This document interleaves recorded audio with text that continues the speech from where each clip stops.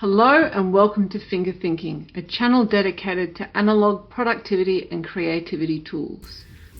Today, we have a nice big black box, which could be hiding anything.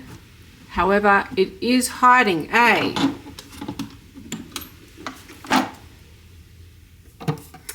Smith Corona Silent. So not a Silent Super. They weren't released until a few years after this, but a 1950 Silent. Okay, so I've had this machine now for a little while. It hasn't had a lot of use because I picked it up. There was one big issue with it that I fixed. I'm going to go over today though, because it was a bit of an unusual fix, and I did do that before I started this channel. There are a couple of other gremlins in it that I will demonstrate. I'm not going to fix those today. I will do those in a future video, but we can still have a look at the machine, the various features, and yeah, this little quirk that came with it is a bit of an unusual one. But if you ever come across it, it might mean that you get a typewriter for a lot less than it's worth. So, Smith Corona machines, these aren't very common in Australia. From what I can gather, they're a bit dime a dozen in America. This one itself came from the UK. Now, the gentleman I bought this off had bought this and a Royal Lux 400 when he was living in the 4K. His desire was to buy some bits of history for his future children. After lugging them around for a number of years and moving them back to Australia, he decided that the kids could just have iPads. And so listed these. I suspect one of the reasons that he listed this is because it does have a couple of issues that if you don't want to pick up the tools and investigate, it would be a hassle. And he thought that there was a fundamental flaw with the machine as well. Before we go through the fix, I'll just take you through the machine, and we'll start by taking it out of the case. So this comes with this wooden hard case. The lock still works, which is surprising. They don't always still work when they're 75 years old. I don't have the key for it, but that's okay. So this machine, it locks into the case. So there's this lever down here. If we push that down, that should push the machine up. We can then pull it out of the case. And what we see is at the back of the case, there is a little lug, and that lug sits into this hole here, and that's how you put it in. So it's a bit high how you hold your tongue sometimes, and we push it down. There we go. And now it's in the bottom.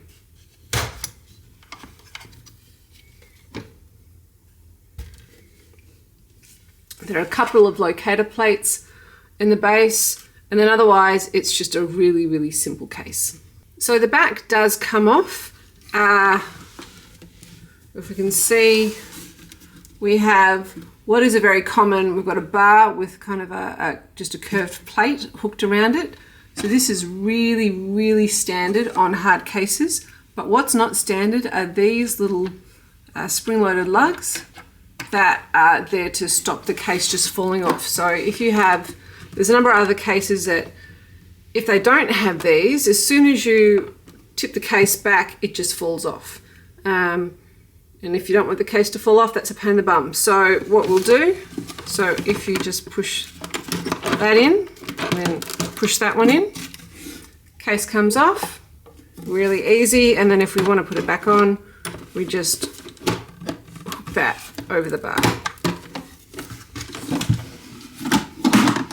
Ta-da! Let's get that out of the way. Okay, so a little bit about this machine. So this particular machine was made in 1950. If you want to date your machines, then on this model, this is the serial number is just stamped on the inside here. And then just go to the typewriter database like the rest of us if you don't have any documentation or the provenance of the machine. So the serial number dates at 1950, which is kind of well into the run of these machines. This is a 5S, which is the last model of the Smith Corona Silents. So the 1S was launched in 1934, and then they went through the 2S, 3S, 4S, and then the 5S was made from 1949 to 1958. This is a very early model then, if it's a 1950, and I believe it's the front end of 1950. So a more common machine to see around, I think, is the Silent Super. The Silent Super has a manual tab setting arrangement here, so you can set your custom tabs. That didn't come out till I think it was 1954. So, and they look very, very similar. So otherwise, this has basically everything that the Silent Super has, except the later Silent Supers, I believe, have a 1 key. This does not have a 1 key, as we can see. Okay, so running through the features of this machine, if we start from back to front, we start with the paper holder. So I really like this. Just a bit off camera there. You can see that there's a stamping at the end of these little kind of rabbit ear antenna style stands. I like that detail. It kind of makes me think like my typewriter has wings, but they'd have to be pretty solid wings because this is quite heavy. It's designed as a portable, but everybody back in the 1950s must have had massive guns because this is pretty heavy, and you put it in the case and it's very heavy. If you compare that to the Empire Aristocrat review that I did recently, those machines are only about 5 kilos. This, I think, was about 9 kilos in the case. So next we have just the margin tabs. So this is pretty standard. So just set the margins. It's got and again, we're back down to, we have the detail.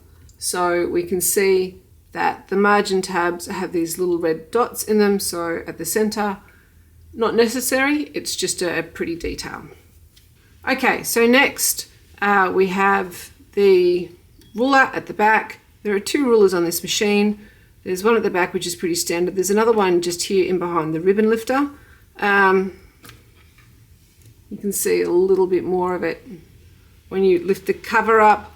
Not quite sure what the purpose of that is, considering that it's largely obstructed and pretty hard to see, but I'm sure it had a purpose.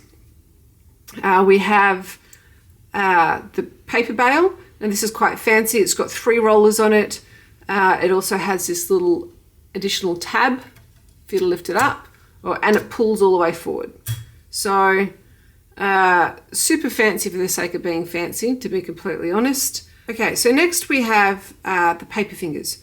So in addition to a paper bale with 3 rollers on it, apparently these machines need more pressure for holding the paper against the platen. So we have paper fingers with rollers on them.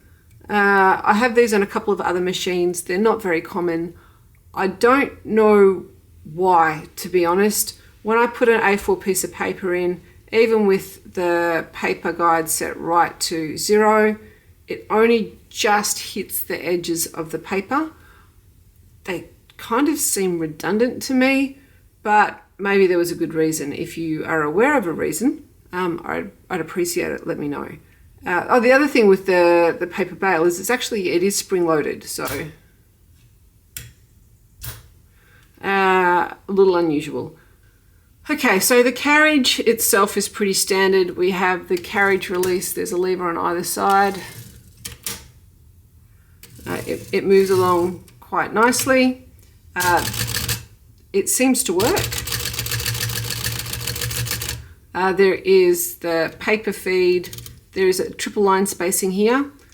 Single, double, triple. It's quite wide line spacing. We'll do a type test in a second.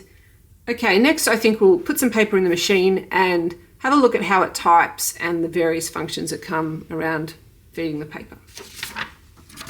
So there's a paper guide here. So you have about 2 inches of travel on that.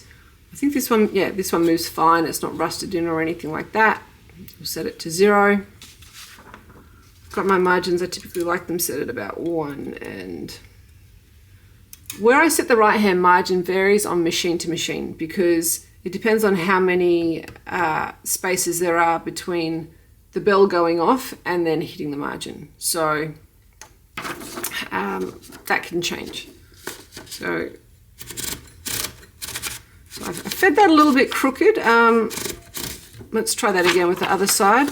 This typically does feed straight, and that's just fed even worse.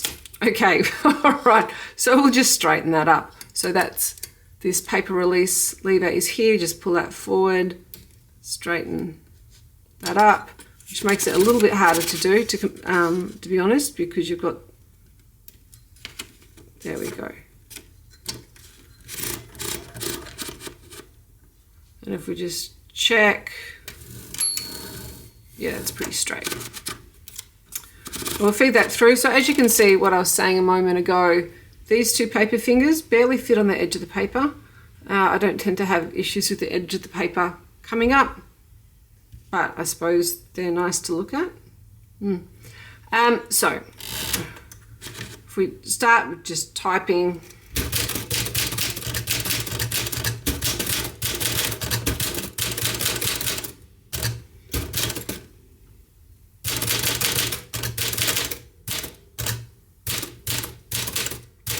now, did you see what happened there?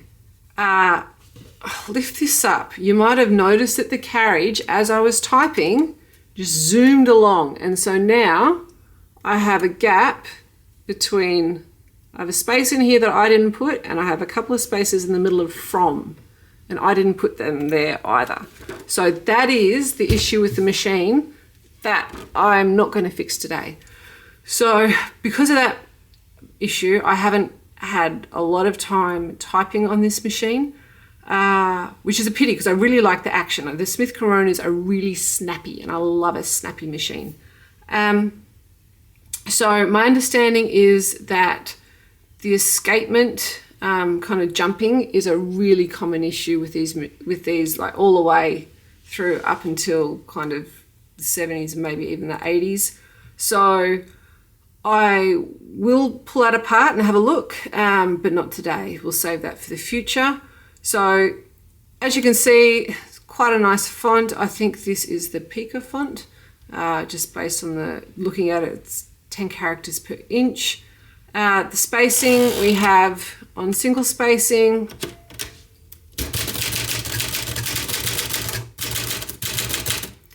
So what you would expect, double spacing.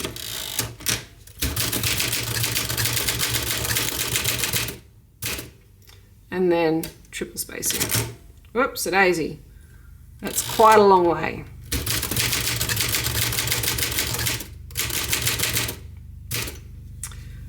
So if we can see, that's the difference between single, double, and triple spacing. It's quite a long travel on the triple. So when I just used it that first time, my finger actually slipped off. I wasn't expecting it to go that far.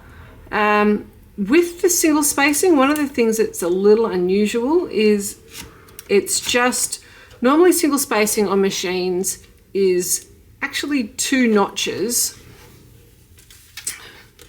on this little gear here. So you can see the little notches on this gear.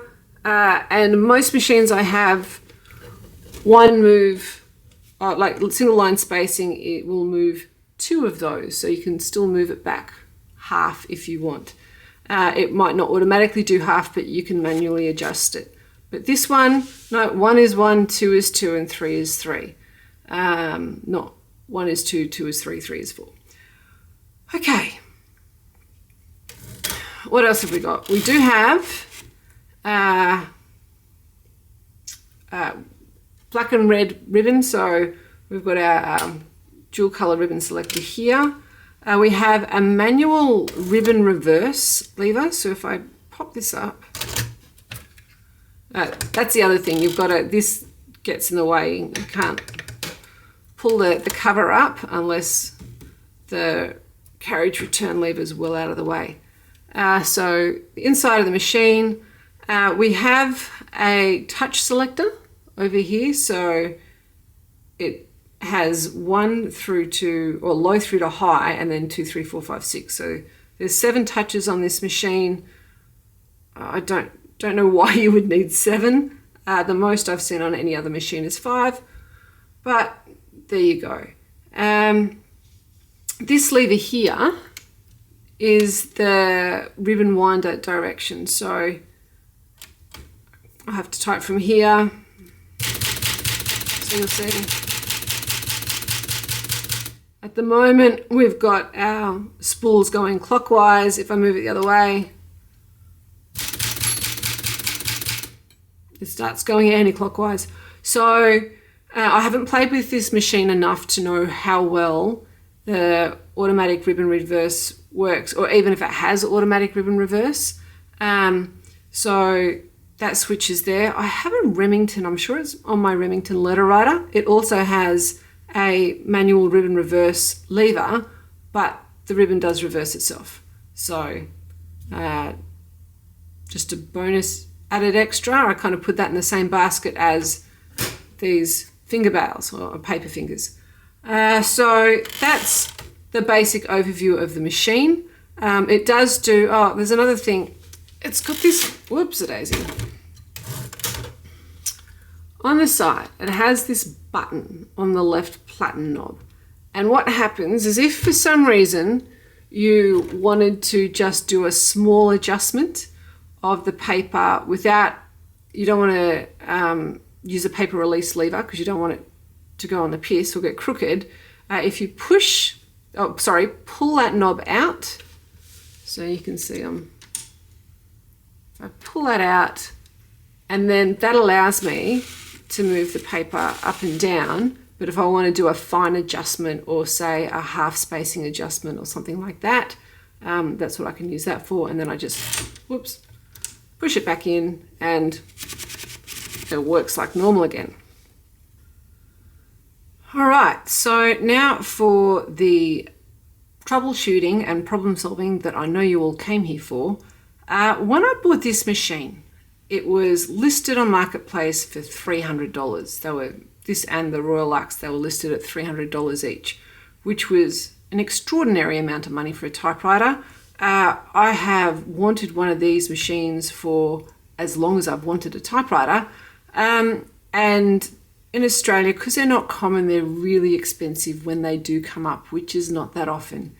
Anyway, so for $300, even though it looks pretty good, well, there's a little bit of wear down here, but otherwise it's in pretty decent shape.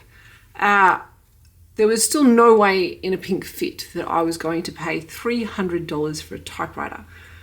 So I had it in my saved, and I watched and I watched and I watched. And I figured if the universe wants me to have this typewriter, the price will drop. Anyway, one day the price did drop, and it didn't just drop kind of $50, it dropped from $300 to $25. It had been listed for a number of months, to be fair, and I don't know whether he just decided it had to go, or whether someone had come over, had a look at it, and gone, there's an issue with it, I don't want to buy it. And that's where he's realised that maybe $300 was not an appropriate price for a Smith Corona that didn't appear to work. Now, after I messaged him about it, he messaged me back to say that there was an issue with the queue. The queue is missing. Now, I didn't know what that meant because I'm looking at the keys, the queue is right here. So online, there weren't photos of the type basket. And I didn't bother asking for any because I thought, far out, for $25, I'll take it and figure it out. So people pay less going to a movie and a new typewriter will keep me entertained for just as long. Okay, so what we have is with this mysterious case of the missing queue. So initially I thought, rightio, it's probably just that this queue type bar here, so the one at the very, very end, has fallen off the support underneath. I wondered that because that's an issue that I'd had with my very first Empire Aristocrat, which had the support underneath was only a fraction of a millimeter wider than the actual span of the keys, and so this Q type bar kept falling off the edge and slipping down behind. So with a missing Q, I thought that'll be easy, and even if that wasn't the issue, for 25 bucks, it's worth the afternoon. I mean, you spend more going to a movie nowadays. So I got it and had a look, and nope, the Q is right there. But when I got this machine, I'd press the Q and the type bar wouldn't move. So that told me that and it wasn't stuck. I was able to manually move it out. But what it told me is it wasn't connected to anything, because I could manually move it and I could move it all of the way into the platen. So what do we have to do? We had a look at the connections. We traced it back. So pushing the Q, this bar here would move. All right, so something was wrong between this bar and then the type bar. Now, I'm going to try, hopefully, unfortunately the camera's on a fixed mount, so it becomes a bit difficult to move the camera around. So when all of the keys, when you push the key down, you've got this bar here, you've got the type bar, but then there's another linkage between the two, and it's riveted at this end. It's also got a double rivet at the other end, and then there's a rivet in the middle because it's one piece of metal that then in the Smith Coronas has a second little piece of metal which is riveted in the center.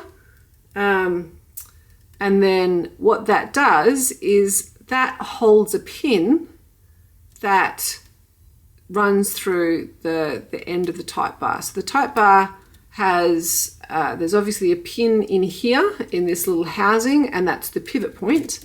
But to connect it all the way back to this linkage and then to this bar here, this arm, then there's a little rivet. And what had happened is that had popped open. So I thought about recreating the problem and whether or not to just try and fix it again on camera. But just in case I returned it to a state that was worse than when it started, I thought, no, I'll just talk it through. So that ended up being quite a straightforward fix. It was quite fiddly. I had to get a couple of the tools to get in, some tweezers. If you have big fingers, you're going to struggle. I was able to do it just without removing any panels or anything like that.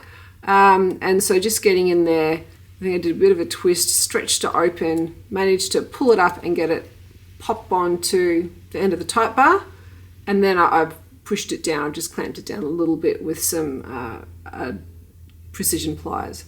So now it works great guns. It was such a simple fix, and it was something that meant that this machine ended up being $25, not $300. I have seen recently that there's been I think there was another Silent that was on Marketplace a couple of weeks ago, and that was listed for about $250 or $300. It was a black one. And I thought, yeah, rightio, I'll put that in my saved and watched it, and it went in a couple of days. So these are desirable in Australia, and if you've used one, you'll understand why. So, but yeah, so that's it. It was a really simple case of the missing Q. The seller had given me misinformation because he didn't understand what I was asking. He had said that the type bar was missing, but no, it was there, it just wasn't connected. So a little bit of know-how and a little bit of curiosity, more to the point. And I have myself what will be a great machine when I finish playing with the escapement. So just a quick look at the escapement actually.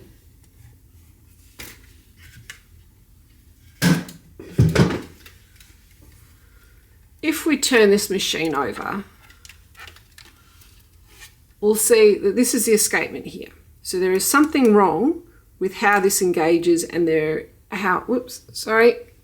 is something wrong with how this engages, and then because it keeps skipping and it skips randomly. So this machine's pretty clean. I haven't cleaned this out. This is just how it came, which is a a pleasant surprise because they don't often look like this. But in a future video, when I have a little bit more time up my sleeve, yeah, we'll go through that and see if I can get this working and typing like I want it to type, because I really, really want to use this machine. Thank you very much for joining me here at Finger Thinking today.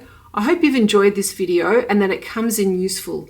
It wasn't a problem that I'd encountered in other videos. There might be some out there. I just didn't manage to. Searching like missing Q in a typewriter doesn't give you a lot of useful results. So yeah, I hope it comes in handy. I would greatly appreciate it if you could like and subscribe to this video, and I look forward to seeing you in future videos. Thank you very much and have a great day.